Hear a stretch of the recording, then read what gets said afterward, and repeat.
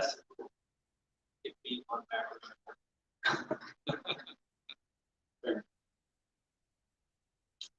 All right, y'all. Well, such as it is, welcome. We are so live streaming this to blackness, screaming into the snarling void of exactly this we're about. So I think everyone knows assumption. Director of Children's Ministry at how's that working out for you? Going really well. Kids are awesome. They are. Very high energy lately, but they're awesome. Now you have children's church in this space. Yep, in this space. So thanks to Jane for making this big block here. It's after leave it on Sunday. It's the same person. So you have a children's church take place. That is during the second service hour, so 10:45. What do you guys do? So we do 3 key things. We sing, like a sport. We sing, we do a memory verse, a catechism, we do a lesson on the Bible. So right now we're walking through the book of Genesis. So we just started creation account 2 weeks ago, and in the fall, last week and tomorrow we're going to be looking at Cain and Abel and how Cain kills Abel, what the whole offering to God. So it's going to be a ton of fun. Looking forward to it. For some of the parents, that might be very. Well, yeah, in here obviously we gatherings tonight. We also here for Sunday school. So children's group starts at tonight. We also have Genesis. We've got we're taking different angles on it. We're doing in youth Sunday school testing survey. I'm actually really excited just to kind of give a test. Student is not a believer, or maybe, I don't know, he might be a very new believer. I'm not quite sure yet, but it's been 6 months or so. We were talking about the parallels between Abraham, God's relationship with Abraham, how God almost in tears. You've never seen something else. Almost in tears, he's talking about how the idea that, quote, Jesus was so beautiful. It's exactly the kind of thing students will recognize. And with that in mind, that brings us to the top and keys. Well, the internet. So I'll just poll the room here real quick. How many of you guys remember the first time you got a computer with internet access? Yeah. So I'm just out of curiosity. First, do you remember what your first browser was? No. CompuServe. Wow. Wow. No. CompuServe was awesome. I love it. When I was a kid, we used to get those big experiences. We get those CDs in the email from America, CDs in the mail from America. 1 free hour of internet access. Might be just do have almost a decade. Now you can tell from looking at us. Come on, guys, help me out here. Our first browser was Netscape. I think the biggest browser in the world right now is Google Chrome. But the category of interesting, a close second is a Chinese company, which is right now. What is they are rapidly catching up to Chrome. That's interesting. It's got a cool element. It's obviously Chinese allow certain things in the browsers. As that increases the popularity, it's got some implications for this conversation. Anyway, but I'm going to pivot to you here as the younger of the two of us. You remember the first time you really became conscious of just how powerful. Oh my goodness, yes. Yeah, so my parents gave me this gaming device, PlayStation Portable, and it came with an internet browser on it. And that was my first exposure to just having internet at my fingertips. It was pretty slow. It was a 2000s internet browser on a gaming device, but it, like even now when I'm thinking through, like, okay, we've got Gwen in it for 4 years, she's gonna like want to play on devices and that kind of thing. I'm thinking through like, hey, how am I gonna like prevent the things that I fell into because I had unfiltered access to the internet happening to her. Me, I think it was actually the first time and Netscape. And you remember like horrible sounds, screaming. She loaded it up for me, and then he asked an absolutely incredible question. What do you want to look at? And there was something about the way that he asked it that made me realize that he really did mean anything. Really meant it. That cracked my head. That's what he said. But I named the book out of it. It's like, okay. And he pulled up the personal website of the author. There's a picture of the dude, and this was before blogging was a thing. So he'd written like a little welcome to my website. You remember those days when the internet was like relative? Everyone was still thinking. And it blew my mind to do that. Now I knew a little bit about this guy. Wife had 4 dogs, likes to go bars. That was amazing. Now the internet's obviously come up with way. Web 2.0 was rapidly 3.0.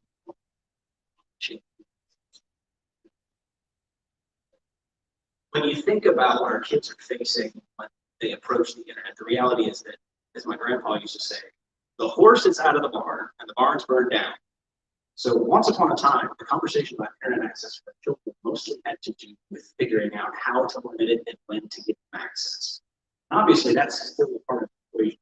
Reach the stage where even if they're in constant contact with children. So that means that the internet is a way of leaking into every corner of our lives the content available on the internet, every corner of our children's hearts. You read any T.S. Eliot? Oh, very, very little. You didn't have to read any now. Anybody have to read by nerdy parents. In one of his poems, Eliot talks, he read a poem about an old man at the end of his life who's reflecting on his final days and everything he's accomplished. He talks about how in his old age, the world became, quote, a wilderness of mirrors.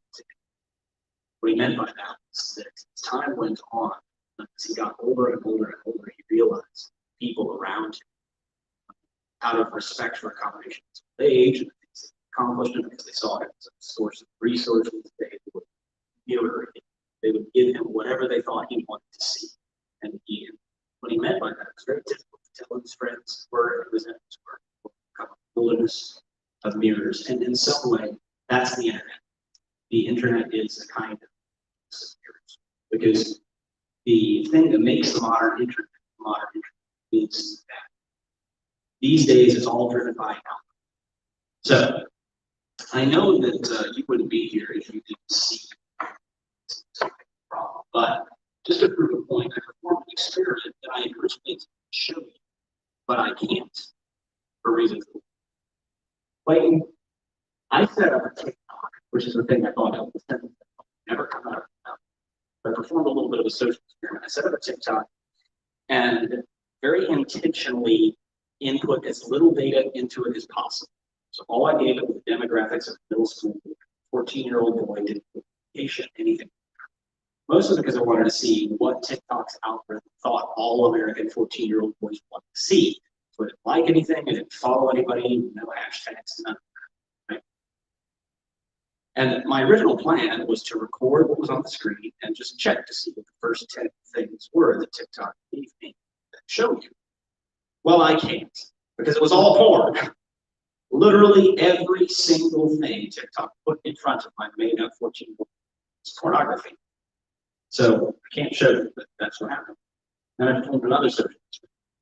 This one I can't admit was not original to me. But I set up an Instagram account for a 13-year-old girl.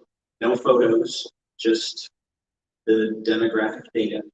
And then I just waited. Didn't look at anything, didn't go through the feeds, just waited. By the end of the day, I was already getting spam messages from men in their 50s.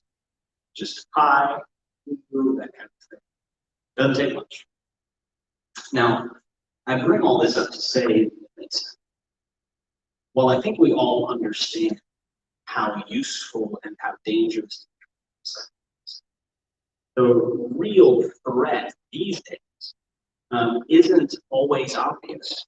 It's not always obvious because I think sometimes it's easy or to simply not be aware of how those two things happen. So, for instance, you might know that TikTok is awful pornography, you might not know why.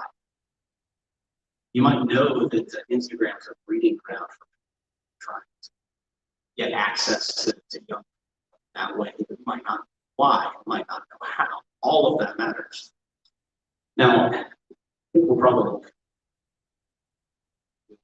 biblical command to guard your heart.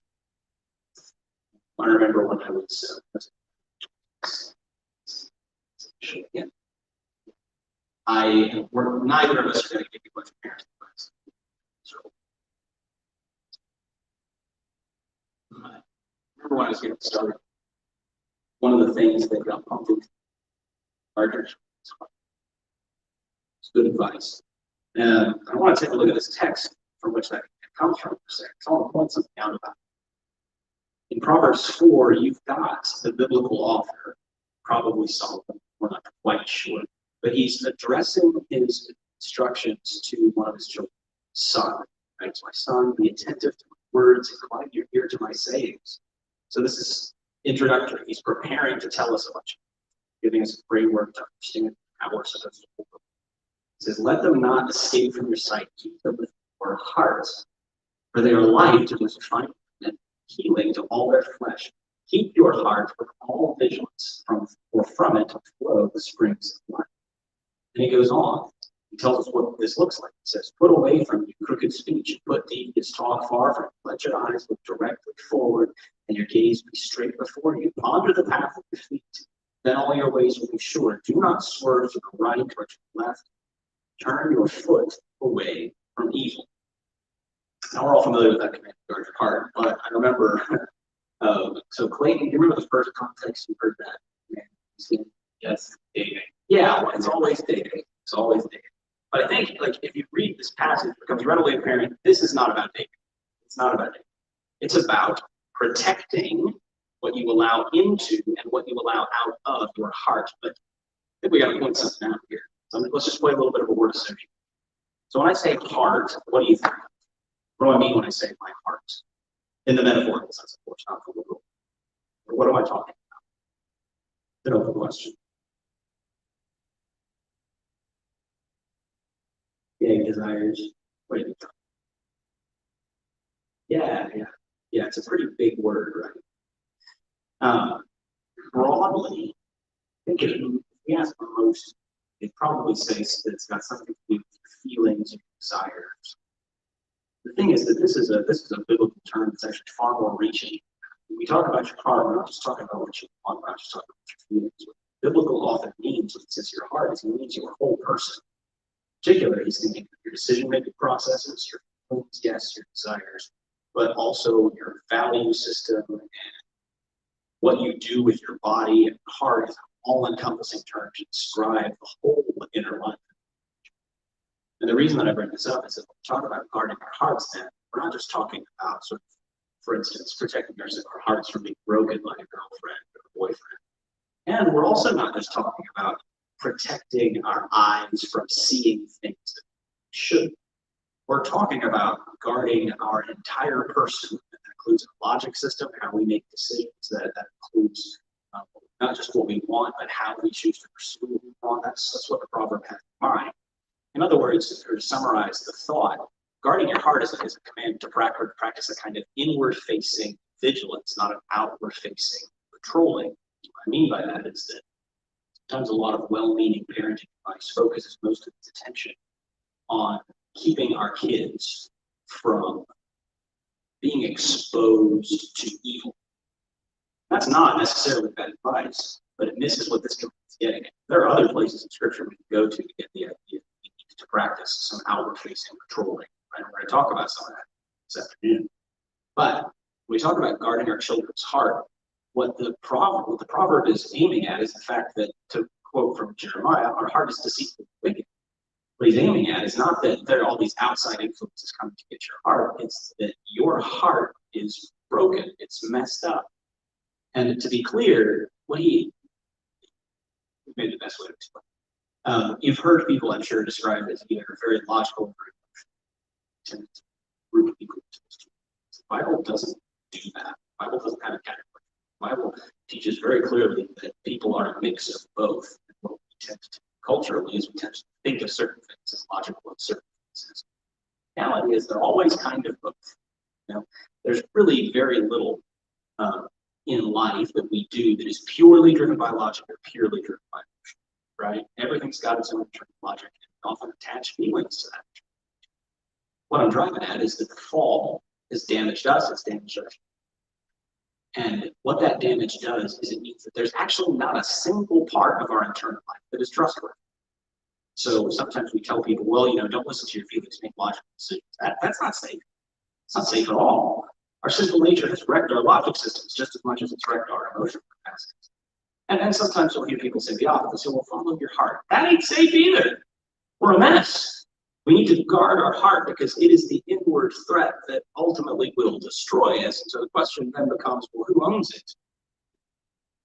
If we're going to teach our children to guard their hearts as it relates to the internet, then we need to teach them to be fluent in the language of their own hearts. We need to teach them to understand themselves. Sun Tzu was not a believer, but the old quote, know thy enemy, know thyself, holds true here. If the enemy is you, then this quote can be applied as meaning, if you want to know your enemy, know yourself. We don't want to teach our children that they're uniquely bad, or you need to teach them there is something inside they're born with, scripture that wants to eat them. And when it comes to the internet is very often food for that thing inside that wants to consume. So we're going to kind of get down to brass tacks. The risk that we run with the internet is that we only teach our children how to avoid what's. We need to do that. But the problem is that if you do that, if you only teach them how to avoid evil, you're going to do one of two things. They become self-satisfied Pharisees or unknowing pagans. What I mean by that is that the Christian life is not a matter of merely avoiding evil. We're actually to love what is good. That's the command. And loving what is good involves a lot more than avoiding evil. If you get really good at avoiding evil, good for you. Congratulations.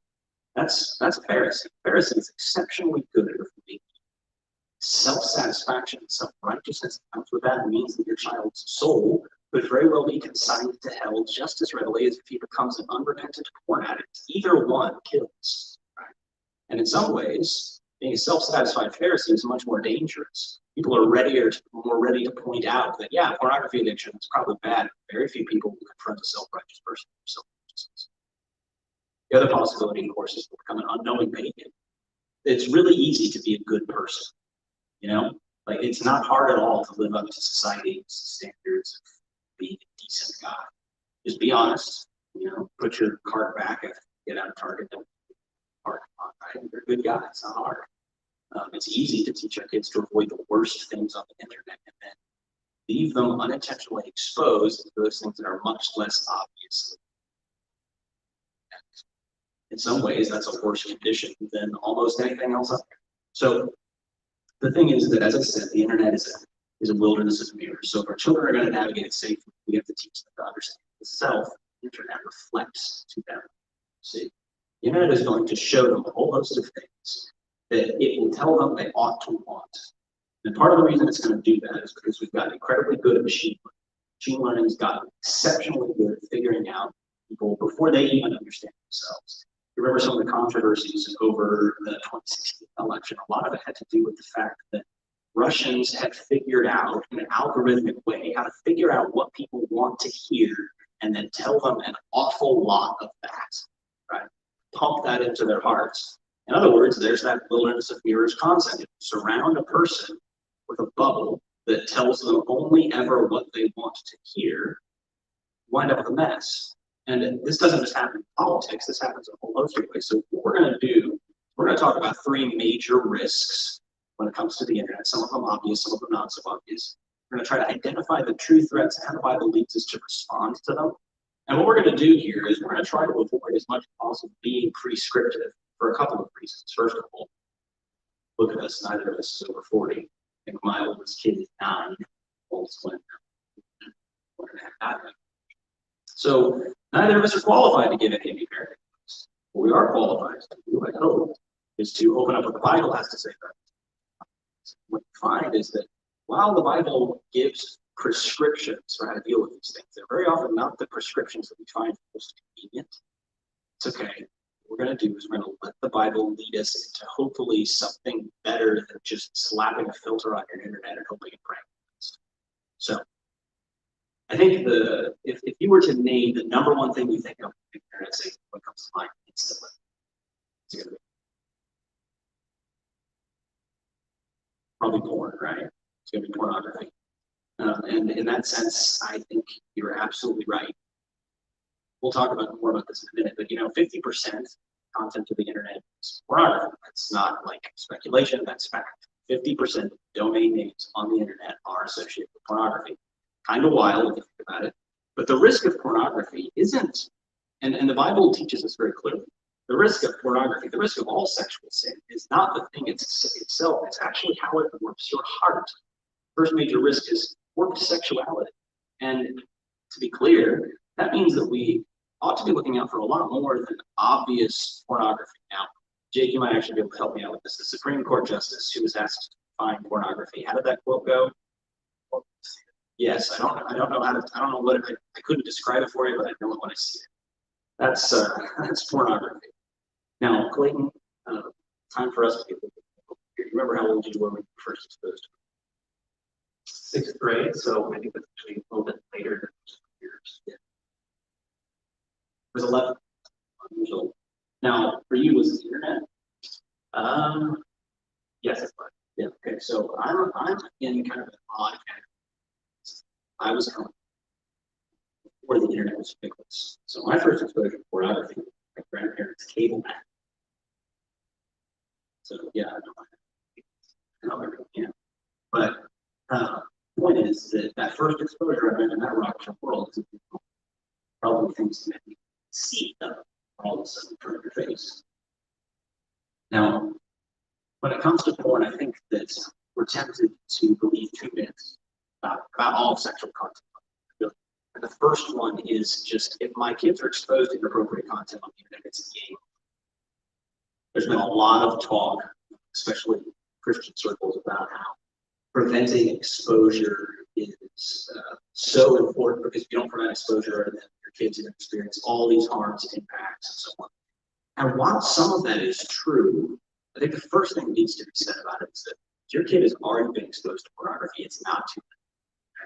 It's not too late on multiple levels. First of all, and perhaps least significant in a lot of ways, is just that we've come really far as a society helping people deal with their out-of-control pornography. A long way. But much more important than that is that we serve a God, we serve a Holy Spirit who has absolutely incredible power to regenerate the human heart. I'll encourage you for a moment, if you're in here and you're worried about your kids, or you know that your kids are dealing with pornography as an issue, please know this is not true. It's simply untrue. If your kids have been exposed to this kind of thing, and you're done. Then it's too late. It's just not true. But the second myth is that as long as I'm vigilant, they won't be exposed. That ain't true either. Now, I'm sorry to have to inform you of this. And your teenagers, if you've got any, are going to hate me for telling you. But I guarantee you, I absolutely 100% guarantee your kids have already been exposed. They might not recognize it entirely, partially because it's super ubiquitous. Your kids have absolutely already been exposed to sexual content. Now, here's the thing. Those two myths also have two truths that correspond to them. And I've already said one, which is just that, your kids will be exposed to it. That is going to happen. Because here's the thing, even if we're able to perform some kind of miracle to protect our kids perfectly until they turn 18 and get out of the house, and what's almost immediately going to happen is the minute they get unfettered internet access, they're going to sign up for a Twitter account, and the first thing they're going to see is a porn bot. I mean, that's how that's going to go. So our kids are going to be exposed to it. Actually knowing that is really liberating and powerful and useful, because if we know that, we know the fight we're fighting. Make sense? It means we don't give up on trying to keep our kids from being exposed. We don't give up on that at all. We know that's not the end game. It's the first thing we need to know. And then second, prevention happens in the heart, not in the hardware. Here's what I mean by that. while pornography is, as we've kind of already used to, incredibly powerful because of the way that it kind of hacks our biology. The thing about this is that the Bible gives us some really powerful tools to do that. Now, we need to be using caution to have our children access it. So we know our kids will be exposed. That means the place we begin is not actually by telling little Johnny that we're going to turn off the internet at 9 p.m. but he needs to put his phone in the basket on the camera. Those are good practices. We should be doing those things. But it means that the first place that we begin is with biblical discipleship about human sexuality. That's where it begins. Now, to be clear, this is not optional for Christian parents at this point. I think we all generally recognize this. I want to make sure that we paint a clear picture. Because this is not, we are not going toe-to-toe with a mere machine. Pornography is a $97 billion industry just in the US. So you're talking about a group of people who have enormous vested financial interest in getting your kids' attention. As a matter of fact, that's the thing we could say about the internet, generally speaking, is that the internet is about monetizing your child's attention. That is absolutely true of pornography. As I said before, it comprises 50% of internet traffic. That's a wild number to think about. But as Clayton alluded to already, the average age of exposure is less than 11 years old. As a matter of fact, I talked to a student 2 years ago whose earliest memory as a 3-year-old was being exposed to pornography. 3. And his story is getting more and more common. If we filled this room on midweek with our students and went to the room, you'd hear at least a handful of students who told you their first exposure was 4, 5, 6 years old. That's where this is beginning. Now, the good news, as far as Christian parents are concerned, is that less and less as time goes on are we fighting our culture on this front. What I mean by that is that even in the secular world, sexual content is increasingly considered the most corrosive influence imaginable on a child's heart and values and body. We are seeing more and more secular institutions step up to the table and say, okay. We are seeing all kinds of research, all kinds of evidence to show that pornography is not just bad for you spiritually, it's actually really bad for you physically. I'm working with a couple of college students right now. One of them is addicted to 14 years old, which is not an uncommon story. It's as common as sand, unfortunately. And the health effects that he is experiencing now in his 20s from a decade of pornography use is genuinely incredible. Now, I bring that up to say that when we try to educate our children about the dangers of porn, the good news here is you're not just looking for Christian resources. There are actually a ton of great secular resources out there. For instance, Fight Blue Road that will do a great job of unpacking for your kids the physical dangers of this. We're not just talking now about mom and dad being stick in the mud the way we were maybe 20, 30 years ago. Back in the day when you had to physically go somewhere to buy pornography, if mom and dad told you not to use porn, they were just being, stodgy. No one thinks that anymore. And this is interesting. In my experience, and maybe yours too, tell me more about this. My students don't think it's harmless either. They do feel helpless. And for you, I imagine that talk about porn probably would come up so much. Actually, I haven't heard anything from our kids yet, but that doesn't mean they're not being exposed. As far as my peer group when I was growing up, there was very much still the like, oh, this is the harmless. But I think as I've served with college students younger than myself and high schoolers in the past couple of years, that there's been a shift as we think about pornography use. No, this isn't actually harmless. This is actually harmful not only to the women that are on the screen, the people that are on the screen, but to those viewing as well. Yes, and thank you for bringing that up. It's so nice of effort too. It's easy. This is, I think, part of where we address our children on this. It's easy as a kid to think of what's happening on the screen. It's anything you see. So, Chris Evans playing Captain America is there on the screen because he wants to be there. He's getting paid an awful lot of money. I think it's easy to assume for our children, actors that we see are experiences. They're because they're very you're increasingly finding that is not true. Now, I think we all kind of see that. We're finding the level to which that's not true. While the hashtag #MeToo it's had some very mixed results. One of the best things that's come out is the pornography industry has been exposed for this. It's functionally business paid rate. That's what it is. Matter of fact, if your child has been exposed to pornography, there's a greater than 80% chance at this that your child has been exposed to an actual act of rape, actual act of sexual assault. That's what we're seeing. The vast majority of these women wind up in pornographic films, find themselves in that situation. Massive. I'm a really good black and white. I don't know that some of them are just straight kidnapping tricks. So, since secular society is finally coming around and recognizing, oh my golly, those Christians were onto something, go figure. This is a fight we can begin to fight with some help from some unlikely sources. The U.S. government has actually started to put out some sources on this front, so that's something. But here's what we need to get at, because all those resources you can find that when Google search are neither of us are doing you any favors by telling you, hey, Google these search terms 30 seconds and find it. It's not a big deal. What we do need to be concerned with are a couple of false beliefs that we probably have. I know I have. I fight against when it comes to teaching our children to guard their hearts, to guard their sexual desires as we want. The first one is, well, frankly, it's a guy problem. It's just not true. Once upon a time, it might have been. But you heard that statistic, 98% of men looked at porn once in the last month. It's crazy. Well, if you were to take a wild guess, women, take a stab at it. If I told you that as last month was 80%, that number is rising rapidly. There are combinations. I think we believed historically that pornography was a guy problem because only men talk. What we're beginning to find is that it's actually always been a human problem. It's always been a human problem, but it's a lot more shameful for women to talk about that problem. Makes sense. Obviously, there are some biological differences there, but I do want to point out one supposed biological difference. It's flat out not true.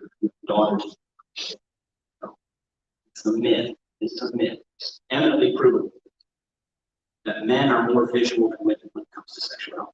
It's flat out not true. If you sit a man and a woman down in front of porn and you show them exactly the same image, their brains will respond exactly the same.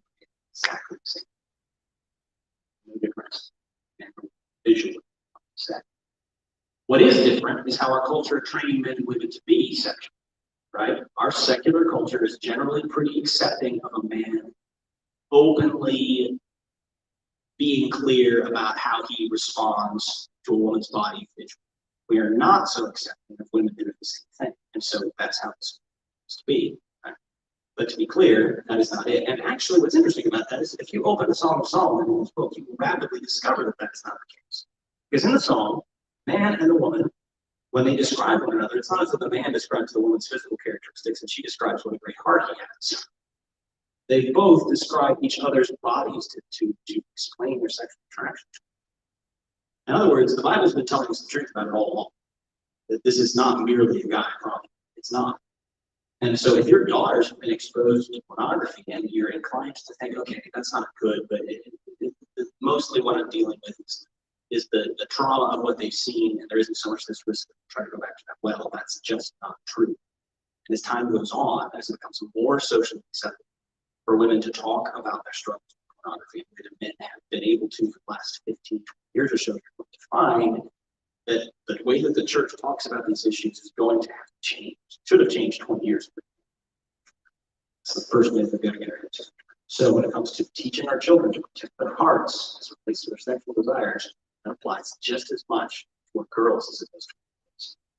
The second big myth here is that there's no such thing as porn addiction. If I had $1 for every time I've heard this, I'd take my wife out to a couple of my steak dinners. There is, and Clayton, maybe you can talk a little bit about this. You've probably been in contact with. Correct me if I'm wrong. there's a bit of a thread in Christian thought. The language of addiction, right? What do you heard about? Yeah, I mean, I have heard that when you're talking about addiction, you use desire. Those two words interchangeably. Like, it's not addiction. It's not that you can't walk away. It's just that you truly just desire. You want to continue chasing that. It's not an unescapable desire. It's just something that you choose to enjoy. Yeah, I think it's worth saying that this is again where I think the Bible straightens us out. So when the Bible talks about sin, prayers, and sin, it also talks about people as victims of sin. What means victim here doesn't mean we're sin against it. It means that the sin you perpetrate harms your victim. Makes sense? The reason I bring this up, something that I run into with some frequency, try to help parents who have students that are dealing with compulsive pornography, is that sometimes there's a temptation, a strong one. Say, well, they could quit if they really wanted to. So, buckle under and stop it. Well, if that's how sin worked, then all God ever needed to do is to give us the law of Moses. That would needed the law of righteousness. And as a matter of fact, that mentality that there is no such thing as porn addiction is frankly anti-gospel. Because it says that the gospel is lying when it says that we're compulsive sinners. We could just stop. The gospel teaches very clearly that yes, we sin because we have sinful desires, but it also teaches we can free ourselves from sin without the power of the Holy Spirit, without the sacrifice of Christ for all sins, resurrection from the dead. So, in other words, when we're talking about pornography, we're ultimately talking about an issue that can only be solved by proper application of the gospel, not the law. Now, we'll talk more about that in a minute. But the third myth, and this is my personal favorite, my kid hasn't been exposed. I'm sorry. Yes, they have. It's not funny. I laugh because at this point it's ubiquitous. My children, at this point, all of them except for Seamus and Alfie have been exposed to pornography. They don't know it because sometimes, like, you see a thing as a kid, especially when you're young, you don't quite understand what you're seeing, but that's already happened. That's already happened. And Clayton, unfortunately, I hate to tell you this is going to happen plenty much sooner than you might. Now, when we take these three myths together, I think it leads to us. How we approach this with our students is going to require vigilance. We're going to talk about some resources. It's going to require is that we're going to have to talk with them about sex. I don't know about you, I find that to be absolutely terrifying sometimes. Here's why that's so important. 60% of students that say they want to start to learn about sex with gaps in sex. That's it. 60% of students say they want to learn about sex with gaps in sex. Now, I'm going to say this, and I don't intend this to sound critical of American church. It's not. This is a way that we've allowed our culture to influence us with Scripture. Scripture is perfectly willing to talk openly and honestly about sexuality. It's not scared. It's scared of the subject at all. As a matter of fact, it does almost the opposite of what you'd expect it to. It says loudly and often that sex is good, and that curiosity about sex is normal, and that conversations about sex ought to be happening to children and their parents from probably a much earlier age than comfortable. But think about it. Think about who it was written to. So if you're an Israelite wandering in the desert, just like, imagine you and looking at Paris,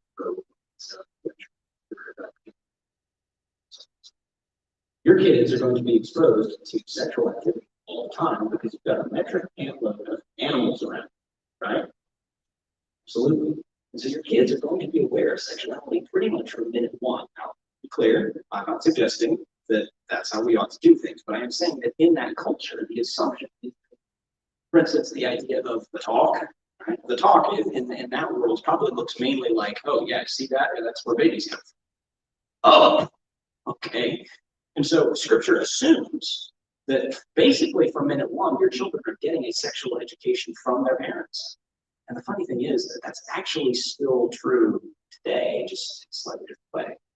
The way that we show physical affection to one another in front of our kids, that peck on the cheek before you go out the door to work in the morning, all that stuff, their kids are getting an education about what is sexually normal. So if you want a bottom line, it's this. The talk, as we can see, is not enough to meet the standard of biblical discipleship on sexuality. It's not. And so, forgive me, I'm going to get a little bit direct here. Okay? We don't talk about sex, I think, very often because we are not comfortable in it for ourselves as sexual beings. We're not. There are a lot of reasons for that. Some of us, we carry around trauma for sexuality.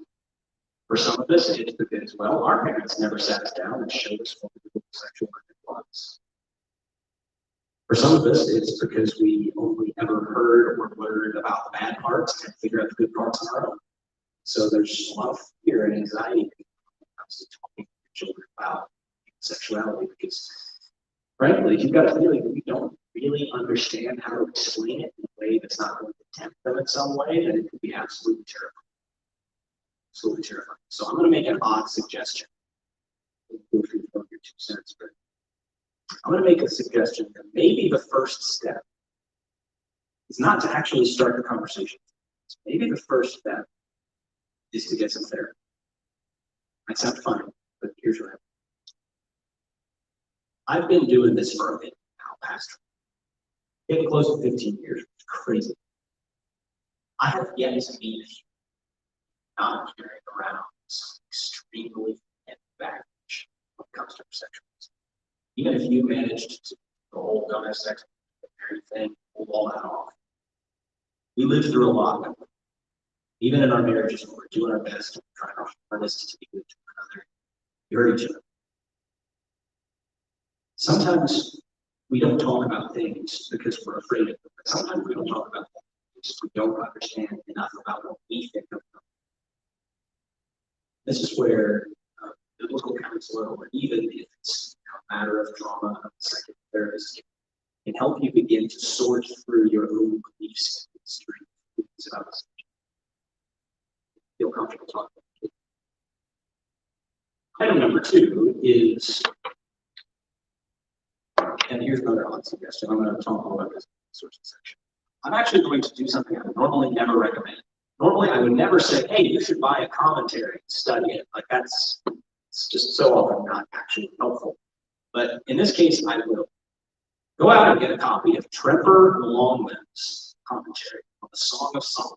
Tremper Longman is a conservative Southern Baptist scholar, brilliant. He's dead now, but he used to teach at Southern. His commentary on the Song of Solomon is relatively short. It's not a thick book at all. I think it's like 200. In other words, so my standard for whether or not a book is short is like how many trips to the bathroom will it take to read it? If it's less than 5, it's a pretty short book. Longman's book comes in right at about 5 bathroom breaks. Makes sense? You read it about 5 bathroom breaks, and it is, while it is dense at times, and it should be read slowly, it should be read carefully. Longman does an incredible job of unpacking what the Bible actually says about human sexuality. Beyond just don't do this, don't do that, and also married sex is good. So if we're being honest, that's probably the majority of the discipleship we've gotten about human sexuality from the Bible. Don't do this, married sex is good. The Bible's got a lot more to say about it than that. And beginning to get our heads wrapped around it is how we're going to begin to present our children with a vision of human sexuality. It's better than what pornography teaches. That's what this is about. Guarding your heart is about showing your kids a way of relating to this. It's so much more beautiful, so much better. Pornography, by contrast, is shown up to be the ugly thing that it is. That doesn't mean that the fight is instantly won, because the truth is sometimes humans want ugly things. Right? Sometimes we do. But if we can show them a vision of sexuality that is rooted in beauty and glory, not just of what God intended, but of Jesus himself and his relationship with the church, then we can begin to show them, hey, this cheap, tawdry thing that you're seeing on your phone's screen or on your friend's phone's screen is nothing compared to the glory of what Jesus is offering. That's how we deal with the issue of whether or not the internet is going to inform our children's sexualities. And the beauty of this, here's what's cool about this, is that if we get in on that early enough, then when our kids do get exposed to pornography, identify it better. Now, I have seen enough go down to not go around trumpeting my parenting successes. Please don't read this way. This is not me saying, hey, look, I did it right, but I will say that this was good. The first time Katie ran into some sexual content, especially, it was not hard. She was only 7. And it was one of those situations where a beloved adult was being careless, and she wasn't at the house at the time. But what? She immediately recognized it. She immediately saw it. And was able to very comfortably come to me and say, hey, Dad, I saw this today. It was gross. You did. And you could, of course, imagine what my heart rate did. Right? But she was so calm about it because she already had categories to understand it and to place it within her Christian world. This thing is evil. It's titillating, but it's evil. Right? And I'm going to stay away from it because I've already received this much better thing. And if you think about it, it's how humans work. Right? We only ever give up something to found something better. As a matter of fact, in those times when we are forced to give up something, don't have something better at hand, it's a very destabilizing experience, isn't it? We're through all of that right now. We've had to move. We didn't ask to move. We got moved, and so now we're trying to find a house. That's destabilizing. But how different would it have been if, while we were in our location, we found the perfect house? See, now it wouldn't be this destabilizing experience having to move. Now it would be this joyful move into something better. And that's part of what we're hoping to accomplish with the children when it comes to teaching them how to handle sexual content on the internet. Any thoughts on that before I move on? Titus gives us a little bit of insight. Titus 1, verse 15 says, to the pure, all things are pure, but to the defiled and unbelieving, nothing is getting too deep into this. What Paul's driving at is that to someone who really has their hand wrapped around the glory and the beauty of Jesus, sin poses like this. It poses less of a threat. What he doesn't mean is, oh, it's okay if you look more and you cover your heart. That's all it means. What it means is that to the pure in heart, they're going to experience a much less significant soul if they're able to recognize the thing for what it is. Now, that kind of naturally brings us into the second major threat, which you could call radicalization. Radicalization. Now, I think there are 2 major kinds of internet radicalization. Well, one of them we're going to go into a little more detail on than another. But first, you've got, of course, the current gender dysphoria identity crisis. It's just rampant. We're actually going to do a whole symposium on this later in the summer. We're hoping to have more of an expert come and talk about this. So I'm going to touch on that one. I'm going to spend a lot of time on it. The second one is one we may or may not have thought about, and that's violent extremism. Now, I'm going to illustrate this for you so that you understand that I'm not talking about something theoretical. But you now know that you actually, I think you were in the room when this happened. We'll talk about it now. I was in this room. The student who's a baptized member of this church. He was extremely upset because he got into a conflict with a loved one. And so I was talking with him about it. He told me that he was so upset because this loved one just didn't understand because he joined this group that they didn't approve of. And of course, I had to know, so I asked him. You get 3 guesses as to what this group he joined, this loved one didn't approve of, and the first 2 don't even count. It was the KKK. He had joined the Ku Klux Klan. He became a card-carrying member of the KKK. Now, how did he get there? Well, it's certainly not because he met any KKK members around here. I'm sure there are some, but he didn't go to a meetup. It's not like he went to a meeting. Someone handed him a flyer in Hy-Vee.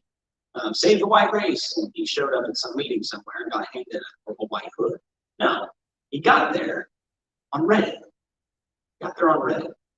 Now, we'll talk more about Reddit in a second, but here's the thing. You might have, like, porn is the obvious one, you think about it, right? That's the really obvious one, but peep some of these stats here real quick. 48% of children between the ages of 12 and 18 are exposed to some form of radicalization propaganda. Clear, when I say radicalization propaganda, I mean everything you can possibly imagine. every special interest, every political group under the sun is using the internet to pump their ideas into cards. Some of it is natural, normal political discourse. An insane percentage of it is violent extremism. Okay, and I don't just mean on the right, I mean on the left too. Okay, so there's that gender dysphoria component.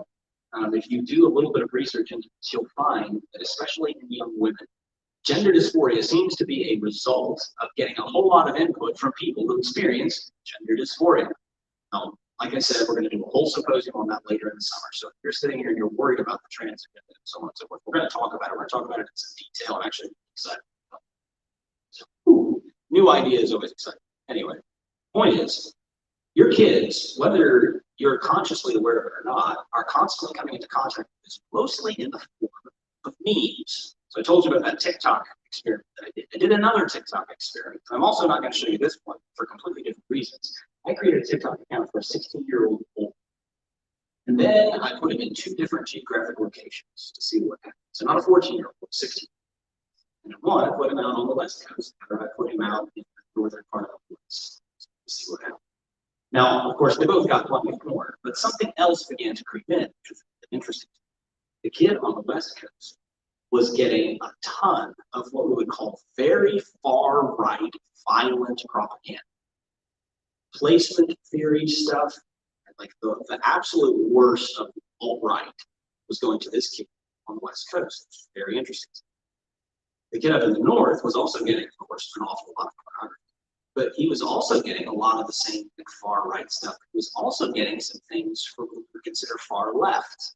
And so folks who are promoting violent overthrow of government to protect LGBT rights, things like that. Now, here's why I bring that up. Again, in both of these instances, I'm not putting in anything to indicate what these kids might or might not be interested in. That's the point of the experiment. And I can't show it to you because, of course, there's porn in between. But there's also the language.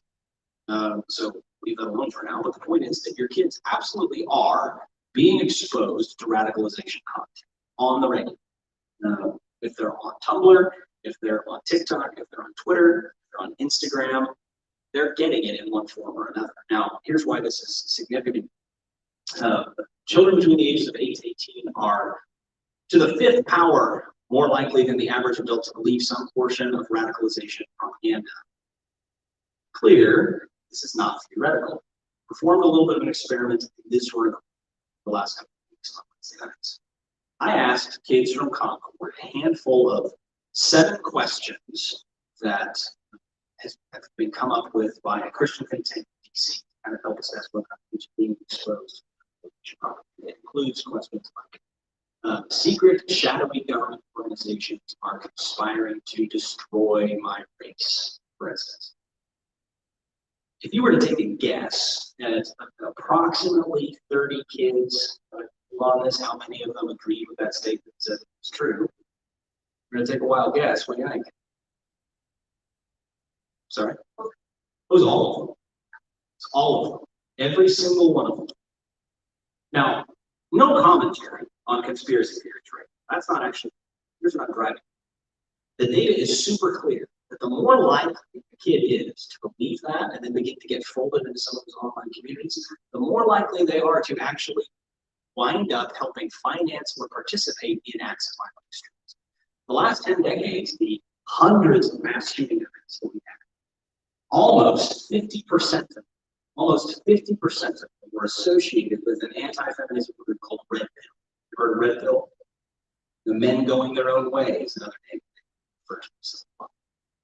This is a brilliant example of the kind of stuff that goes on the internet that you may or may not be aware of. You ever heard the term incel? Right? Involuntary celibate is the term. There's a whole community of vast men on the internet who spend a whole lot of time complaining about the fact that they can't get a girlfriend. And what's fascinating about this is that, Clayton, I'm sure you've seen this. What's fascinating about this is the deeper you get into these communities, further and further and further they tend to go to expressing their rage and their inability to find a romantic partner with violent acts toward women. Now, do you remember about 6 or 7 years ago that string of rabbit punch attacks that happened in New York City? Remember this? Now, at the time, police were stymied. It couldn't make sense out of any of it. Why is this happening? The only thing they could figure out was that all the victims were women. What's going on there? Well, it turns out that the red pill board on Reddit had challenged men to find some, quote, feminist-looking type on the street in New York City and film themselves punching them in the back of the head, unaware, on the street, and posting it on Reddit. Genuinely incredible. And so the police, of course, once they figure this out, they start rounding up perpetrators. This was kind of in the early days of figuring out that, like, hey, yeah, if you post videos of you doing a crime on the internet, you're going to get arrested for doing a crime, right? Average age of the offender, 14. 14 years old. Now, when it comes to radicalization, the thing is to really just be aware of the places where these things happen. Porn is a little easy, right? And borrow from our friend in the Supreme Court here. Might not be able to define it, but you know what it is when you see it. Radicalization hides a little. Part of the reason that it hides is because very often takes place in online communities where other things are going on as well. So I mentioned Red Pill already. This is a board on Reddit. Here's the problem with Reddit. Reddit can be great if you're trying to get resources on how to fix a 1998 Dodge. There'll be a whole community on Reddit. Just search for it. They'll explain every single thing about the engine of that 98 Dodge and tell you everything you need to do to get it fixed. But in the middle of that community about the 98 Dodge, there's almost inevitably going to be a post that links back to Reddit.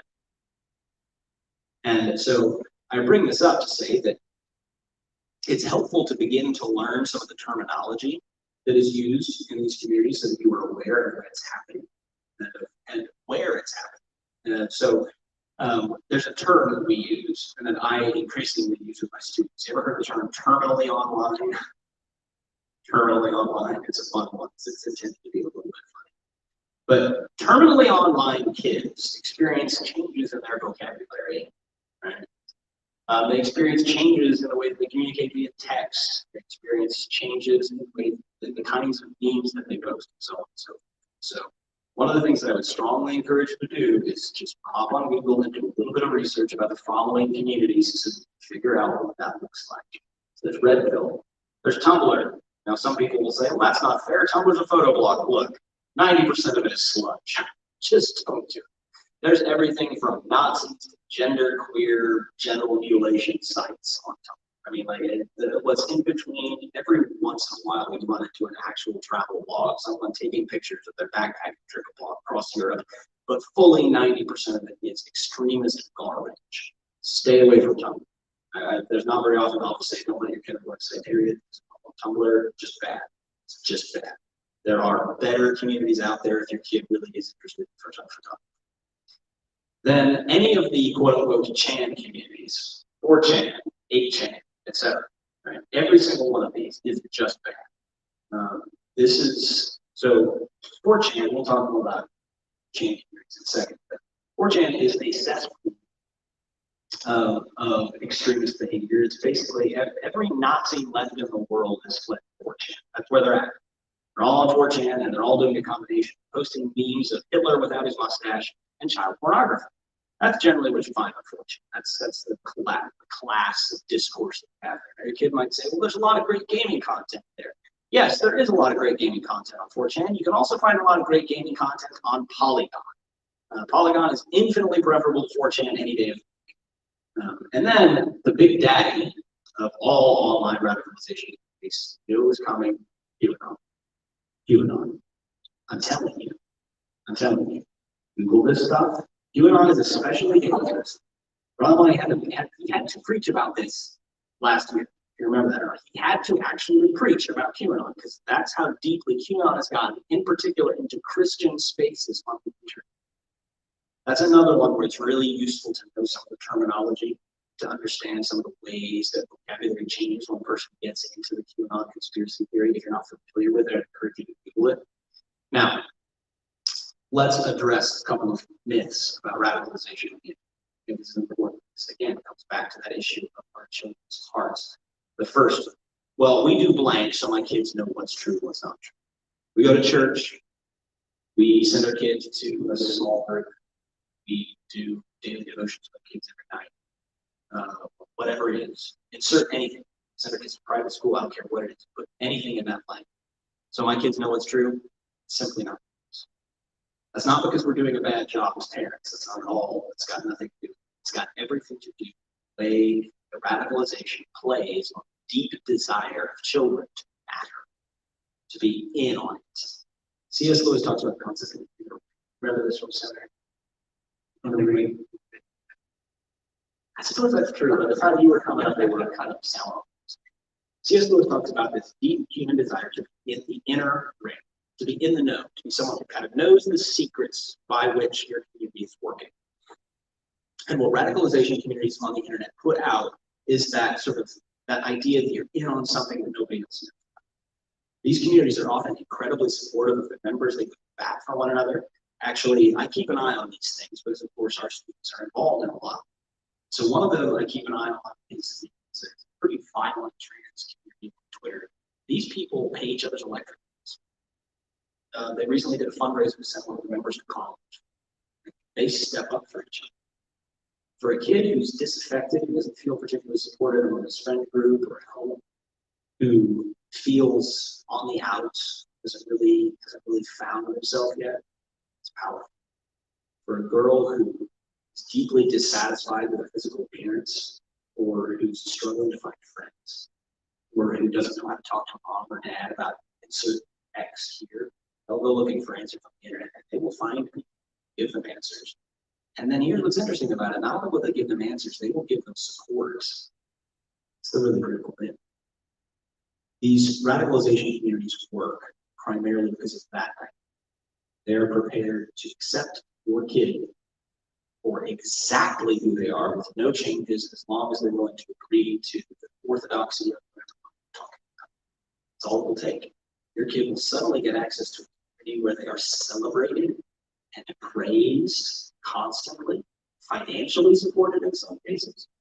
And all of a sudden they'll have more friends than they know what to do with. That's the danger of radicalization. So just to say, when we do this, so our kids know what's true, that's not what's at issue. The issue is not whether or not our children know what is true. The question is whether or not our children feel held. See what I mean? What these radicalization communities do is they create a profound sense of belonging and loved and cared about, having something unique to contribute to the community. That's what they do. And your kid might know what's true. Frankly, if they feel alone enough, desperate enough, scared enough, or hopeless enough, that might come back. Second, my kids aren't being exposed to this, just like porn. They are absolutely being exposed to it. Get on your own Facebook. So first, do this. Just Google QAnon. Do a little bit of reading about QAnon and the kind of stuff that comes up. And get on your own Facebook and just scroll for 20 minutes. You will be exposed to some of that stuff. I guarantee you. It's not because people are bad or because they're evil or anything like that. It's simply because it is ubiquitous. You cannot get away from it. The internet is a constant source of misinformation on both sides of that. And so the question then becomes, once we get past all those vigilance items, what do we do as it relates to helping our children practice inward vigilance as it relates to their hearts? Well, our children need us to both show and share the values of God's community. What these communities do, as I said, is create a sense. That's ultimately what God's kingdom is supposed to do. But sometimes the issue is that, especially in American churches, we tend to relate to one another, we tend to function. And again, this is not intended to be a criticism, this is just a status quo. We tend to function more like a country club. And I mean, country clubs are great, it's fine. Right? The whole conceit of country clubs, you've got a group of people who have a shared interest, usually golf. So they put their money together to maintain a facility to practice their shared interest and to hire people to facilitate their shared interest, and then you funds and projects together and all that shared interest. Now tell me, single part of that that's different than a great many institutional American churches. Identify it. The only difference is going to be what the interest is. Might not be golf, might be vaguely Jesus-y. But what I'm driving at is that that's not what the New Testament envisions when it envisions a church. It envisions a church as a family unit. Right? This is more than just a unit. And it's a family unit in which the rules that will apply in heaven are already in effect. Now, I think one of the things that we envision when we think about eternity is that we envision that sense of acceptance, right? I mean, like, what do you think of when you think about like your sense of? I think like holiness. Yeah. Shared interests, you're on the same page, no awkward conversations. Yeah, because all that social anxiety. I will understand you will understand me all the way to the bottom of one another as possible, accept one another as possible. And that will be beautiful. Church is supposed to be a place in which we're already practicing. Not perfectly, but we're practicing because, we need to practice. We're practicing because we're headed somewhere where it will be game time and we'll actually do these things. The church is supposed to fill that role, but no church is perfect, right? So in our families, it needs to become really important that we teach our kids about what God's kingdom values, both with what we tell them verbally, but also in how we behave. See? And so what I would pitch is that if you haven't gone with your kid through the Sermon on the Mount, 5 through 7, I would pitch doing it. I would find a resource that you're comfortable with, a resource that really unpacks what life together as Christians look like. And then I'd take your kid through that. As a matter of fact, if your kid likes to read or is old enough to comprehend it, I'd pick up a copy of Dietrich Bonhoeffer's very short book, Life Together, and I'd take your kid through. Because what radicalization communities on the internet provide is the kid needs to know that Jesus is part of the place. Satisfying, peace, far more than fortune. See? And then finally, I'll round this off. Third major risk, I think, is the most subtle one. In some ways, the most dangerous one, and that's altered affections. Even if we perfectly protect our children from the first two threats, they will always be at risk of having their spiritual taste buds altered by what they come into contact with. See what I mean? Even if we just look at the benign things that are on the internet, even just like reading the news, or just, watching goofy prank videos, relatively harmless stuff, right? Your kids are going to get exposed to consumers. There's very little the Bible considers more threatening than mentality and money and everything. As a matter of fact, the Bible spends more time talking about the threat of the love of money, the love of things, than it does just about any other subject. Your children will be exposed to consumers. They're constantly exposed. Political over-involvement. Even if we're not talking about radical communities, there's always the temptation that our kids will begin to lose sight of the fact that we already have a body politic. We already have a kingdom. We already have a kingdom. And we'll start to fall into the trap of idolizing and practicing idolatry as it relates to the American system. That's always on the table. I know that I fell prey to that as a kid. I absolutely did. It's about a decade there where I functionally worshiped politics and did so in Jesus' name. It's a huge risk. And then, frankly, anti-Christian propaganda everywhere. So I keep up with TikTok in a more normal way, just to have an idea of what my students get exposed to on a fairly regular basis. Anti-Christian propaganda is constant. It's absolutely constant. Straight lies and dishonesty about what the Bible teaches, straight lies and dishonesty about the history of the church, about who Jesus is. Kids are being exposed to it. It's out there. And then, more dangerous than perhaps any of them in my opinion, your mileage on this might vary, and that's okay. Pseudo-Christian values. When I was a kid, so when you were a kid, did you get inculcated like a lot of talk about like the Christian world, important Christian all the time? Yeah, all the time. And I think once upon a time that was a useful term. But, someone recently told me the other day, well, Ben Shapiro has a Christian world. But I'm not Ben Shapiro, political commentator. That's cool, but Ben Shapiro denies the deity of Jesus explicitly and openly. Therefore, he, by definition, cannot have a Christian worldview. We're allowing our kids to be exposed to political thinkers or to social thinkers who agree with 95% of Christianity, but they deny that point, and we are exposing our children to pseudo-Christian values. See what I mean? Now, I don't think it's a bad thing for your kid to listen to Ben Shapiro. As a matter of fact, I think that's quite useful.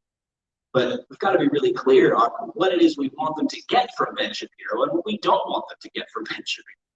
Somebody in that same conversation, same individual referred to, I'm not going to think of his name, Fox News. Help me out here. Carlson?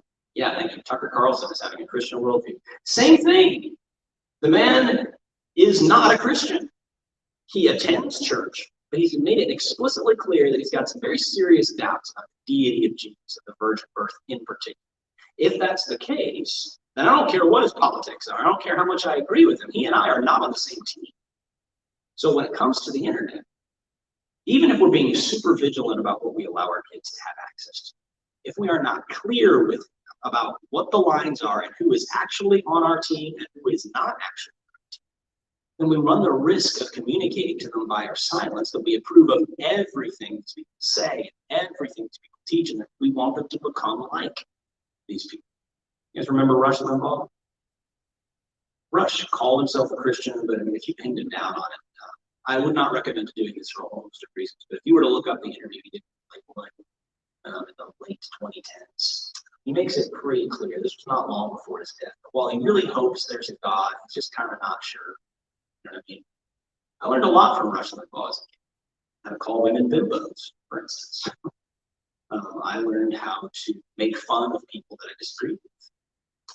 I learned how to call people really, really cutting names. See what I mean? But hey, Christian worldview, that was what my parents were fed. That's what they got told. So in doing their absolute darndest, doing their best, they were okay with it because they had Christian leaders who told them they should be okay with it. And to be clear, I did not learn anything about following Jesus from Russell. Yeah, and all I really learned in the end was how to be a jerk stylishly. So he was very good at that. He was an incredible entertainer. He was a brilliant man. And and in large part, I would say I still agree with the vast majority of his politics. But I didn't need to learn politics from Rush Limbaugh. There were plenty of people who could have taught me exactly the same thing without the dreck. See? So, that being said, when it comes to what we allow our children to be exposed to, the risk is altered affections. Then what we've got to get our heads around is we've got to catechize our children. The world's already started. That term catechize might be associated with Catholicism, but what I'm going to bottom line it here is by saying that to catechize someone has its roots a word that just means to train. We need to train our children in what to love. Because the world's been going out of the minute they came out of it.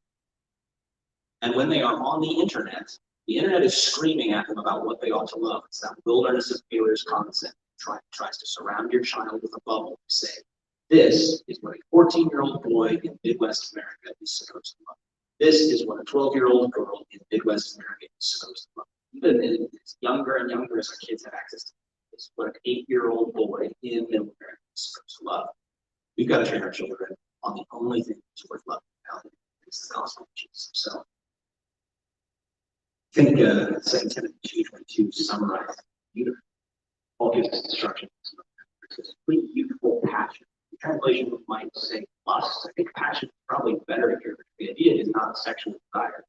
It is what he says, youthful passions, that unorganized, powerful energy that tends to lead our kids to love things that are not explicitly bad. They simply distract them from what is most important. Instead, Paul says, pursue righteousness, faith, love, and peace, along with those who call on the Lord from pure heart.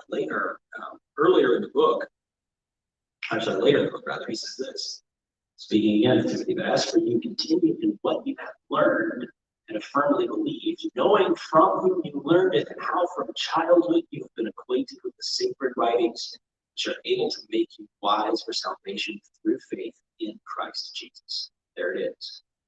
That's the Bible's prescription for how we deal with the threat of our children's affections being altered by benign things.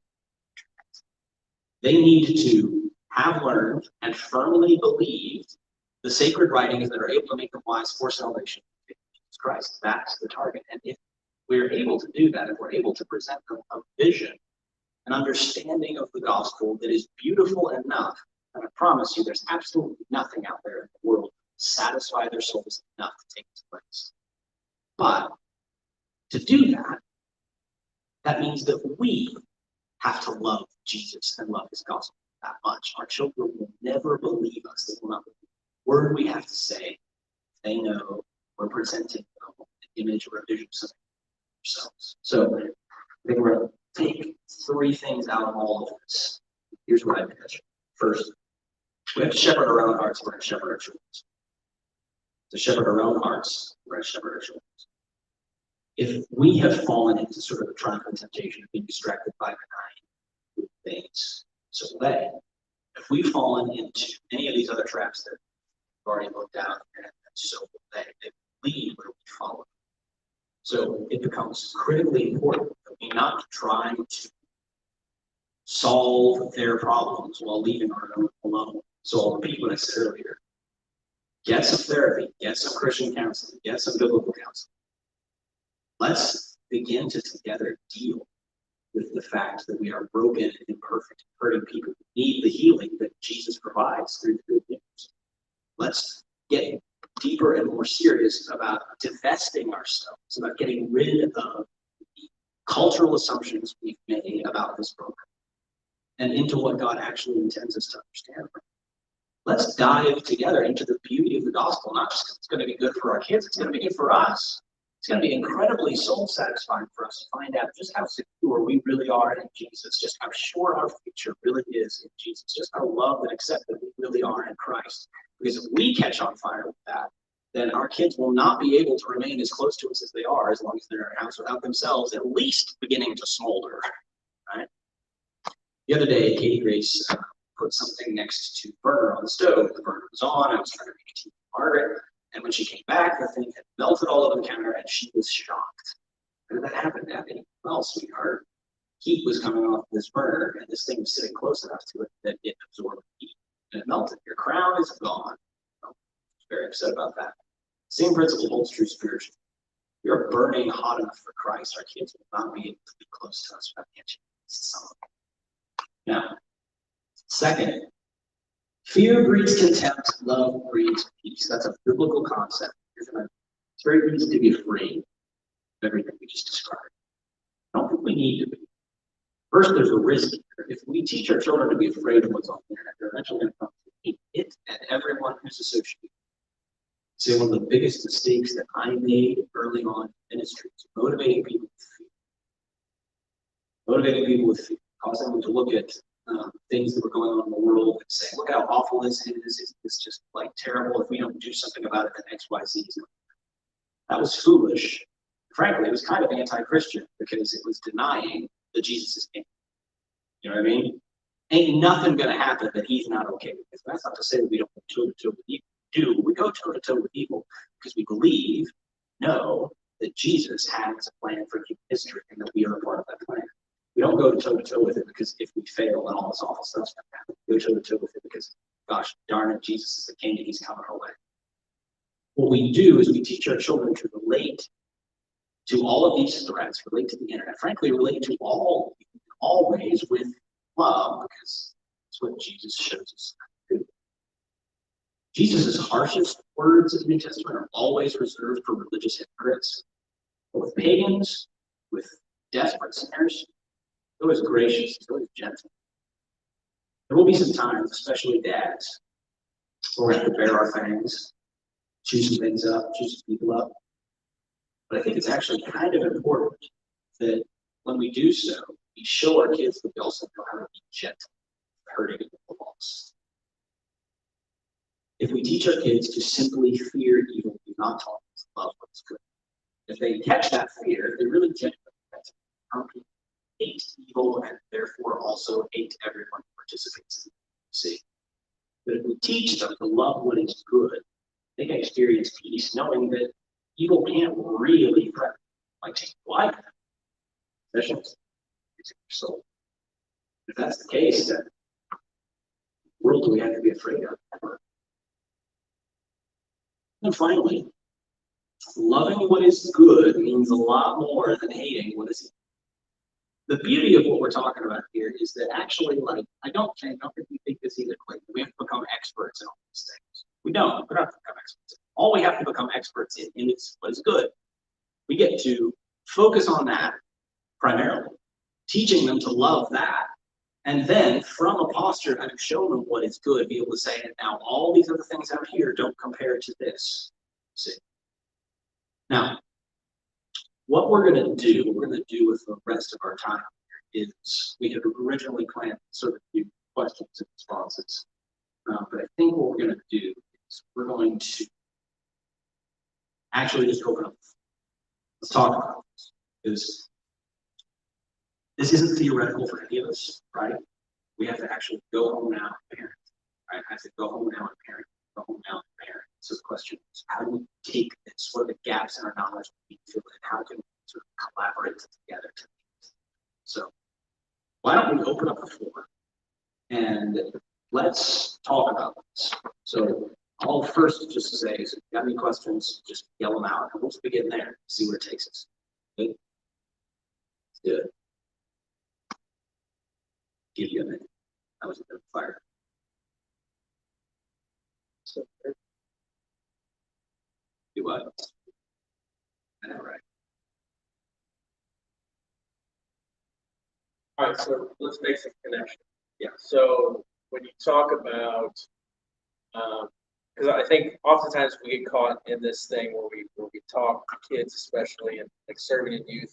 I've caught myself saying, "All right, so what's our response? What are we leaving here doing? We're leaving here reading the Bible more and praying, right? Like we kind of simplify these things down into just like some simple action things. We miss the living in faith part, right? Like we miss the how do we actually connect these activities we're talking about to our faith and not just walk away with some checklist thing to do, right? So what do you say to, I understand your point and it's well taken about how we need to radiate so that our kids are getting that from us. Talk about a couple of the things that what that looks like ideally in the parent's life. Like, what are the kids seeing in us? What are you like? What are you thinking when you say that? Yeah, so everything we've talked about so far is just a matter of the cycle. Yeah. So everything that we do, and I'm not quite at this stage yet because mine isn't like fully aware of like the things that I'm doing and that Alvin's doing, but everything that we do disciples our children. Everything that they see disciples them in some way. So things that they see on the internet, they're going to be discipling them towards consumerism, towards pornography, towards radical political ideologies. It is our duty then as parents to make it a regular rhythm and regular habit to be discipling them towards what is heavenly. So as David is kind of talking about, training to desire what is good, as opposed to just speaking out about dangers of porn and the dangers of the internet. While that was good, and we should be having those conversations with our children, it's not just that. It's that and discipleship, showing them why we love the Lord, why we love having things. Certainly from Paul, you've got a favorite tool. I do, and I haven't got to use it with Gwen yet, but I get to use it with our children here every single Sunday morning. We use the New City Catechism. And that has just been an excellent resource. It's very, very easy. It's got a younger children's version of each question and an older children's version of this question. And it asks things like, what is God? Answer, God is the creator and the sustainer of the universe. Trying to think what our question is for this one. What did God create? God created everyone and everything. And it's just small ways, small rhythms that we can get in order to teach and train our children about what is good and what is holy, right? I use a modified version, Westminster Children's Confession. So I love this. Katie's got good used to this rhythm. We're about 40 some odd questions in, and it's kind of annoying here because questions are 60. But it goes like this. It's a series of questions and answers. What made you, Katie? God. What else did God make? Everything. Why did God make you and everything? For his glory. Well, how can you glorify God? By loving him, keeping his commands. Why should you glorify God? Because he loves us and takes care of us. You get deep enough into it. About question 30, you run into a question. What is sin? Sin. And the answer that the Children's Catechism is not doing what God tells me, or doing what he tells me not to do. See? And now all of a sudden we've got a really good set of definitions for sin we can operate on. I can ask her, hey Katie, that thing you just saw happen there, was that sin? Well, yeah, okay. Was it doing what God told me not to do, or was it not doing what God told me to do? See? And then, it even gets into deeper things that help our kids understand the Bible. It's one of the things that New City does even better than the children's shorter. But the children's shorter will ask questions like, what is a covenant? Two persons. Well, what covenant did God make with Adam? Covenant of word. works. What was Adam supposed to do in the covenant of works? Obey God perfectly. Well, what happened if Adam disobeyed the covenant of works? He would die. See, and so on and so on. And like now Katie's got a framework when she sits down and reads Genesis to understand what's going on. So, catechism is incredibly useful for doing exactly this, for training our kids. Anything else you guys have? Just the word catechism can make some people scared, afraid, because it's got some Roman Catholic baggage that comes along with it. That's okay. It's like catechisms are a good thing. Not all catechisms are good things. Praise God. Some catechisms are good. The New City Catechism is fantastic. Go back and start with sunk cost fallacy, I guess. Like I'm like 40 questions into the Westminster Shorter with Katie, so I'm sticking with it. But I think New City is a better version. I think I'd also pitch that for older kids, Bible Project that's absolutely incredible. Absolutely incredible. Not just you all need Bible Project. Yeah, no, it's incredible for adults too. But you know, that kid's at least 12 years old. Bible Project is incredible in that if your kid's a visual learner, it's got that. Auditory learner, got that. Kid loves to read, got that. It's all there. And an incredible reading plan. The art, oh my gosh, the art. Yeah. I'm going to get all tangled just thinking about it. But those two tools, I find, in my experience of 8 years as well, that those two tools together are an absolute powerhouse and they're simple. Doesn't require anything other than, you know, say, Johnny, come home from work, all you got to do in the evening, dinner time, and mama's putting food on the table, you just pick up the New City Catechism book and you open it up and okay, yesterday we did question 29, today's question 30. You just read it, tell them what the response is, and then you try it. Boom, 30 seconds. You know? Or you can be a little more intense about it because apparently everything I do is a little more intense. I don't know, it's probably an issue. I should talk to my therapist about it. But what I do is at bedtime, I like take the kids, we start at question 1, and we get all the way up however much they've memorized to wherever we're at. I teach them the new one. And it takes a couple of weeks to learn that new one or a couple of days, whatever. We just wait, got that one solid, and we'll move on to the next. And it's just a bedtime routine now. Bible Project app, you don't even have to do anything. You'll do it for you. It's great. Fantastic. I love it. Sorry. So. Other questions? Well, Clayton, I'll ask you a question. While we say that vigilance is everything, it's all against art, any tools you prefer when it comes to protecting our kids with this internet? Yeah, oh my goodness, there's so many. Really common one that you can utilize is Covenant Eyes. You can have that on your computers. It's really cool that it takes screenshots of what is going on and you get like reports, and that's super helpful. Another thing, I think it's called the Circle. It's like a web router-based filtering system. You can monitor all activity. You set device limits and reports based off how those devices are being used. If I'm wrong, you can turn on or off internet access. Oh yeah, and you can schedule that as well, which is pretty good. You're a fan? Big thing. Big fan. The last one is not going to be really popular with our students, but it's called the light phone. And this is a good alternative to a modern day smartphone. It is just a really basic phone. Unfortunately, I did not find this until I renewed my AT&T contract with the new iPhone, so I didn't get this. But this is really, really cool in that it has everything that you need and nothing that you don't. So there's no web browser on it, but there are like maps. Like there's a GPS map app on there that you put music on there. It's got a calculator. It's got messages. You know, it's got a text. Yeah, it's got a podcast app. It's got everything that you need, everything that you want, without having everything negative that comes with having the smartphone, so you have filtered internet access. It's a really great, in my opinion, starter phone for our young students, our young kids. If they absolutely have to have a phone, this is a great thing to have. Is it available on all the different It is, yeah. It comes without a SIM card, and you just take it in the store. They give you your SIM card, they put it in, you're good to go. It's about $200, and they're not launching You have to get on the wait list right now. I think the next shipment comes out in July. I'm not sure on that. I just found it like not even 2 or 3 weeks ago. We are late to the game on that. A little over a year. Yeah, what's really cool about it inside it's a battery up there. So it uses the same technology. Touchscreen. So, but so little electric. Added growth. So the common excuse, well, Dad, I didn't pick up the phone because my phone died. No, it didn't. This thing's got a battery life to go for like 2 weeks. It's great. But yeah, I think the first thing is that everything we want our kids to smartphone is in there, and none of us don't.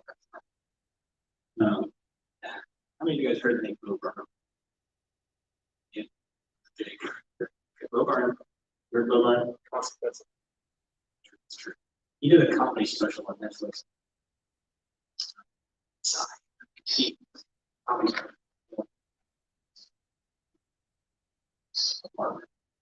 it's truly insane. I wouldn't necessarily watch it, but one of the bits is called Welcome to the Internet, where he sings a beautiful song. I'm going to read some of it to you because I think it summarizes why this program is so important. Welcome to the Internet. Have a look around. Anything that brain of yours can think of, found. We've got mountains of content, some better, some worse, and none of it's of interest to you. You'd be the first. That's like kind of as the song gets a little bit darker. He writes, welcome to the Internet. What would you prefer? Would you like to fight for civil rights or tweet a racial slur? Be happy, and then he uses a term for pride. Be bursting with rage. We've got a million different ways to engage. He goes on and on about how the Internet winds up being this access point to our children for so much more than we can even really quantify. See a man beheaded, get offended. See a shrink, show us pictures of your children, tell us every thought you think. Start a rumor, buy a broom, or send a death threat to a boomer. DM a girl and groomer, do a Zoom or find a tumor in you. Here's a healthy breakfast option. You should kill your mom. Here's why women never have sex with you. Here's how you could build a bomb. Which Power Ranger are you? Take this quirky quiz. Obama sent the immigrants to vaccinate your kids. And on and on and on. Like he captured beautifully the pump of raw sewage. And the thing about that is that so much of it is relatively harmless. Yeah, here's a recipe for breakfast, right? And you'll see that in a cute picture of a cat, and sandwiched in between it is like some horrible death threat to somebody. That's how the internet works. It sums it up beautifully in that it says of this, speaking as almost as a millennial to younger kids. He says, not very long ago, just before your time, right before the towers fell, circa '99, the internet was catalogs, travel logs, a chat room or two. Set our sights and spend our nights waiting for you, insatiable you. Mommy let you use your iPad, you were barely 2, and it did all the things we designed it to do, and now look at you. That's spooky. That's incredibly spooky. It says, your time is now and your insides are out. Honey, look how you grew, and if we stick together, who knows what we'll do? It was always the plan. Put the world in your hand. I've learned a lot of great things from the internet. What about you? I have become a huge fan of getting access to all kinds of thought and knowledge that just wouldn't have been available. It's a beautiful thing. And I think in a way, there's a way that you can say that the internet, at its best, has the potential to show us what the kingdom of heaven is like. You know, it will be, on some level, access to all of us together all the time, in community with one another. I think in a way, that's what the internet's trying to do. It's trying to duplicate for us what the community of eternity with Jesus would be like, all of us together on the same page. But at its worst, it's also an incredible depiction of what hell would be like. All of us together, all at the same time. All of us bursting with pain and rage, and hatred for God and for one another and for him. That was probably more.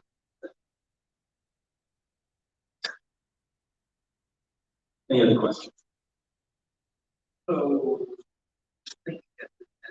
as an adult, thinking from my perspective, I'm kind of using it. But in this day and age, I just think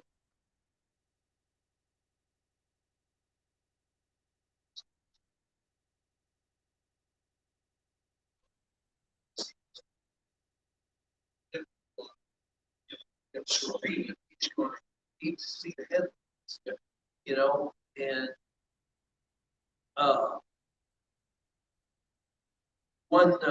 I've got Albert Muller's app on my phone. I love his briefing, the daily briefing. I don't get to listen to it much, and I used to listen to it at work. Yeah. But I don't do that anymore because I'm paid to work. Yeah. And I thought I can't do this. And so I'm not doing that at home necessarily. But I guess my question is, how do you guys and ladies, how do you digest the world through the internet? Because all of us are connected. How do you take that in and keep that biblical worldview and filter it? You know, obviously, I read my scripture every day. That's my morning routine. I got up, got coffee, got my scripture. But okay, the scripture's done. Now we're into the internet. We're reading all the garbage, and I'm getting this, and I'm thinking, do I really need? You know, obviously I've got all kinds of thoughts, son and my dog, but you know, me. And so I guess my question is, how do you guys, or do you have recommendations on how you get your news? How do you filter it? Such a good question. I'll give this to you in a second.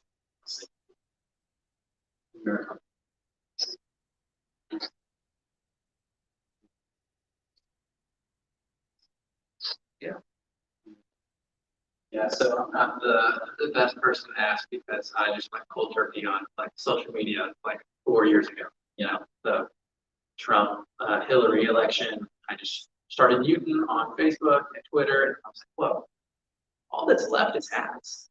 And that was it. That was it for me.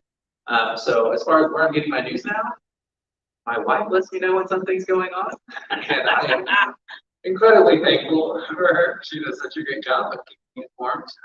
And having good podcasts is honestly something else I do. I listen to the briefing occasionally, just on my commute. But as far as like internet safety for myself, I use Covenant Eyes. I found to be incredibly helpful. I've got friends I know from seminary who receive reports on my browser history. David also receives those reports as well.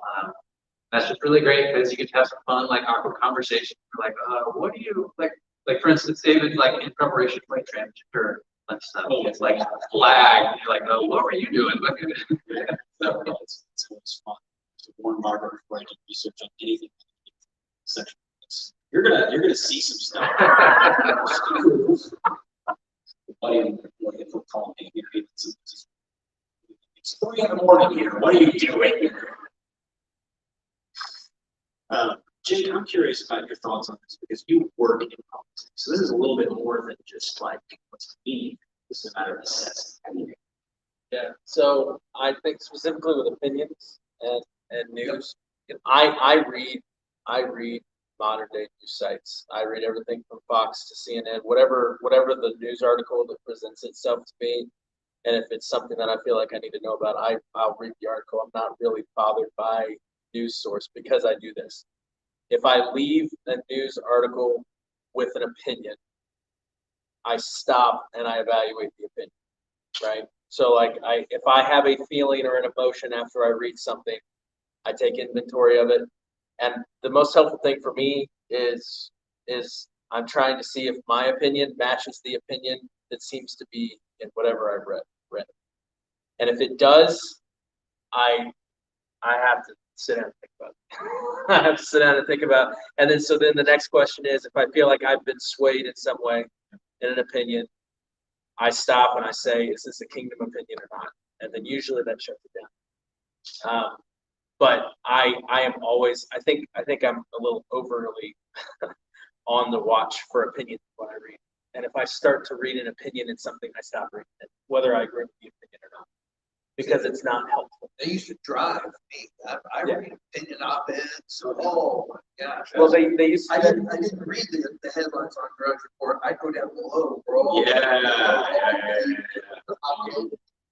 That was my, and I haven't done that for a long time. You know, complex, and the only time I ever get on thread is kind of, it just gauges what's going on. Yeah, according to her.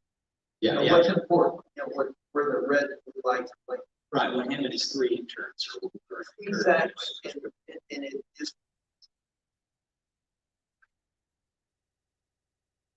There's gotta be something better. It's a constant. The problem is though, John, I don't know if there is. I genuinely don't know if there is. I think it goes back to what the point of this whole thing was, which was I think the pornography and the radicalization and all of that, like we're saying, we have to invest in the hearts and desires of our kids to train them as to not just guard them from it, but to train them to be able to evaluate it when they come across it. It's the exact same thing for us. We have to be able to read a Fox News opinion article and a CNN opinion article and be like, how does my Christian ethic align with this or not, right? And like that's where I've had to get. I mean, I really have, and I have to read this crap every day. And I the only way I have found to keep myself sensible is to, number one, cut out the access to it. Like I don't follow news sites. I'm kind of in the space of I've unfollowed all major news sites on my social media, and if something's big enough that's going on, it's going to make itself, right? Like someone in my circle is going to share it, or it's going to trend, right? And it's going to be big enough to get my attention. I do not follow news sites on social media, or I don't even peruse news sites daily. But my biggest thing is I don't think it's possible anymore to receive news. Like, I really don't. It's all has opinions, and so you have to be able to consciously practice with yourself. How did I get this opinion? Where did it come from? Is it influenced by this person who's writing it? Is it influenced by this person sharing it? And does it line up with the kingdom? That's what I've had to do. Yeah. Wish Ben would figure out what to do. Right, and I heard it say a couple things when it comes to this. Number one, like pick a couple of trusted sources and get your news from those. Like he listens to the briefing every day. And I think that's probably his number one. And then, world news. And he has just a couple of, and he works in journalism. I mean, that's what he does. But he just has a couple of trusted sources that he gets his news from. And then number two, he would say, don't get your news from social media.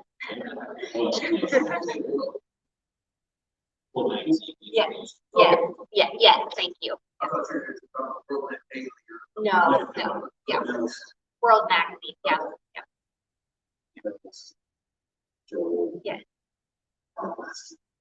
You wrote a great book, by the way, on the Christian principle. I think I can mention that. What I would add to that, I think, since a lot of what I would say, one, it's worth asking, do I actually need to know? The vast majority of Christians haven't had a clue what was going on. And they were able to follow Jesus and impact their children, local communities just fine. German peasant living post-Reformation 1600s has a very simple life, and he doesn't have a dang full clue what King so-and-so is doing up in Melania, right? He doesn't know whether or not the King of England is about to marry the Princess of France. He doesn't know. All he knows is that he gets up on Sunday morning, goes to church, and then he spends the rest of the day with his family reading the Bible and taking care of livestock. In the morning he gets up, he gets the eggs, he gets the cows, he gets these trees, he gets in his car, he runs out over and trades his goods. Whatever happens, happens, because he knows who his real king is, and he knows what his future is. Now, it's easy for me to say. To this minute, I love church. This will tell you real quick what I was. I heard a rumor back in the days of the early blogosphere when the Monica Lewinsky thing broke. Right, so I was like 10, just to be clear, I was like 10 years old, and I was frantically refreshing Drudge because I just knew that whatever this rumor was, he was going to happen. He was going to be the guy to break the story, and sure enough, he did. That first use of the rotating red police siren light, the first time he used that, I was there on the internet. I saw it happen. So I say that to say that Rope's temple. Actually, I take that back. I wasn't 10. I was 8. Oh yeah. But, well, back in the day, when I was 8, Drudge was a very different animal. I mean, like, it's still, like, it's kept the same format, but back then it was like 4 articles tops. And it was always stuff that like my 8-year-old brain wouldn't know how to find them. Show you some part of some news that's come. Oh, yeah. Yeah, because now you'll have 40 headlines. Well, I mean, so much of it is really not world news. It's a lot of. Yeah. It's tablet. Yes, exactly. And that's the thing. Yeah. There's a moment at which the internet changes. You probably felt it when it happened, just didn't know why. Early 2016, before the election cycle had really started to get going, like we were in primary season, things were kind of moving nuts. A meeting happened at Facebook. That meeting was about the implementation of a new algorithm, how they were going to weight what they put in your newsfeed. They had invented a new technology, and you use it every day. It's the React system, right? Like Heart React or whatever else, right? They had a meeting about how they were going to weight that out. In that meeting, they decided that they were going to rate the anger algorithm 5 times heavier than everything else. So, to put it in perspective, if you post something on Facebook and it gets 5 likes, somebody else posts something on Facebook and it gets 1 anger react, the thing with the anger reaction is show. See? Yeah. And so in 2016, we all know what happened. And the thing is that Facebook didn't keep that technology themselves. They sold it literally everywhere. They sold it to Netflix. They sold it to Twitter. A version of it. They sold a version of it to Twitter. They sold a version of it to pretty much every news outlet in the world. And so soon, the entire internet was functioning on rage. Now, it had been bad before, right? But you probably remember, like prior to 2016, once upon a time, the things that mostly showed up in your newsfeed were like people's updates about their dog, right? Now it's all articles. Now it's all political opinions and raging memes, and that's why. I just bring this up to say that when it comes to the news and when it comes to Drudge, nothing is immune because we all learned something that I think we knew. We all learned something in 2016 that was really important, and that was that if you want to make money on the internet, make people mad. That's how you do it. Drudge figured that out too. He's not the only one, but I just say that to say that anytime you sit down and read any news source, even the ones that you trust, so like World Magazine, The Briefing, they, I think, managed to avoid this trap more than most, but even they fall into it sometimes. Mueller himself talks about this, is the rage machine. Putting things in a way that are as inflammatory as possible, or inflammatory enough to get traffic because that's how you pay the bills. Right? So I say that to say that my solution to this has been to divest myself of news as much as possible. I limit myself to checking Drudge maybe once a month. I say that to say that my political life hasn't changed much. I still believe what I believe. I still have the politics that I have. And when election cycle comes, I generally check the candidate's website to see what they have to say about themselves rather than somebody else's. Leave it alone. And I say that to say that I have not found myself to actually be vulnerable in any way, shape, or form by not absolutely everything. So that's been really good for my heart. The other item that's been really useful, your mindfulness matters is the solution. Why not? The thing that's been really useful is Christian. The reason that that's been useful is to show that actually there really is nothing you want to start.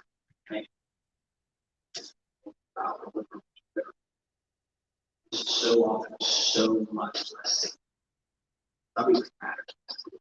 That Armageddon mentality, right? Like you got to go and approach things. Throughout history, Christians have suffered some truly incredible stuff, and we going with God going on is absolutely nothing in comparison to most of Christian history has been like. So I can chill. I can chill with the fact that there are plenty of people out there who absolutely hate my gut. I don't have to care. Really don't have to care. As a matter of fact, it's actually better for me because it gives me enough space to stop thinking about how much I despise what they stand for. Start thinking a lot more about why they stand for what they stand for. The gospel has to say to people hurt in those kinds of ways and see those kinds of solutions. We are out of time, so I think what we're gonna do is, Clayton and I, our inboxes are always open. And the nice thing about our emails is they're very easy to remember. It's our first initial and our last name at JCW. If you want links to some of these resources, got more questions, want to know more, feel free to hit us up. That's C here at 2 R's, 2 T's. JC E. Bronson, or JCW, not Branson, Bronson. We are over so we have Mike Charles, just not nearly as cool. Clayton, would you mind praying for us? Yeah. Thank you. Heavenly Father, we praise you because you are good. You do good, Lord. Thank you for purchasing us out of our sin through the blood of Christ. Lord, I ask that you would help us to think carefully about how we disciple our children, Lord.